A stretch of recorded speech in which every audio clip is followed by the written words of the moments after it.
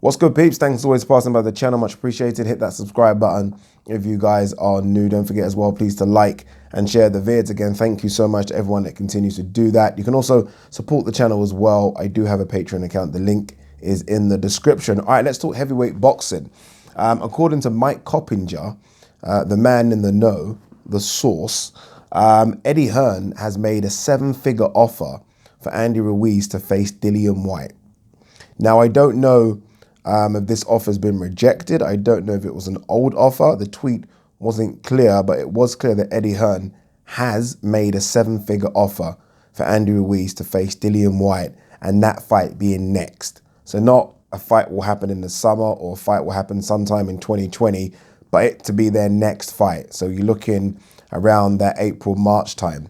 Again, 7 figures is a bit, I don't know, not clear, is it? Because you don't know if it's 1 million or 9.999 million, but regardless, 7 figures is 7 figures. Sign me up now, please, for that one. No complaints over here. I remember Dillian Whyte sat down, I think it was with Sky Sports, and he reeled off a few names. I think he said Povetkin, Manuel Char, Otto Volin, and Andy Ruiz. Those were the options. I said, fuck Char, no disrespect to Volin, but no Volin. Povetkin, every day of the week you'd watch Povetkin. But Andy Ruiz is the one you'd like to see more than all of those, right? I mean, that would be a fantastic fight. It's going to be difficult to make.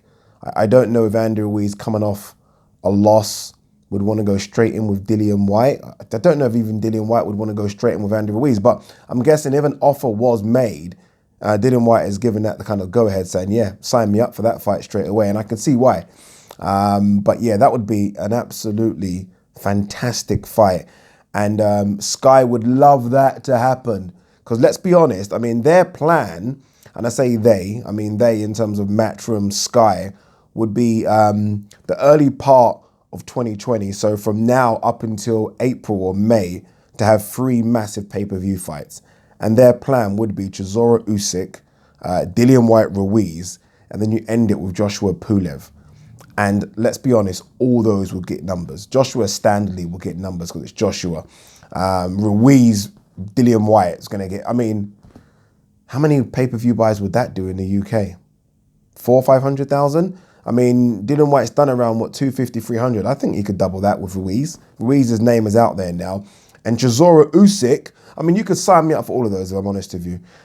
Maybe not so much Joshua Pulev, but Chisora Usyk and Dillian Whyte Ruiz would be fantastic. Obviously, Eddie Hearn has worked with Al Heyman and Ruiz's team in getting Ruiz Joshua the first time and the second time around. So there is a working relationship.